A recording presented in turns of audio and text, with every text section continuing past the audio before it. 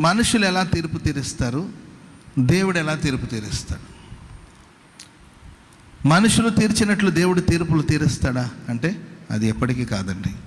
మనుషులు ఎలా తీర్పు తీరుస్తారంటే వాళ్ళకి డౌట్ వస్తే, వాళ్ళకి డౌట్ వచ్చిందనుకో వెంటనే అది క్లియర్గా వాళ్ళకి తెలిసి ఉండదు. బోసరగా కనబడుతుందన్న నాకు అక్కడ బోసరగా కనబడుతుంది.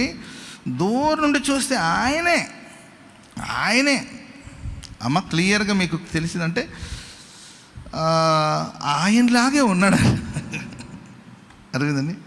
ఆమెనా 100% ఆమె అంటే నాకు అప్పుడే కళ్ళజోడు నేను పక్కన పెట్టున్నాను.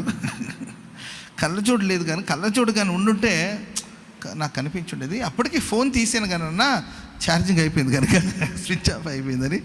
ఏదో వాళ్ళకు ఒక అనుమానం వచ్చిందనుకోండి, ఆ అనుమానాన్ని బట్టి మాట్లాడుతుంటారు. కానీ మనం ఆరాధిస్తున్న దేవుడు ప్రియులారా, ఆయనకి సమస్తం తెలుసు.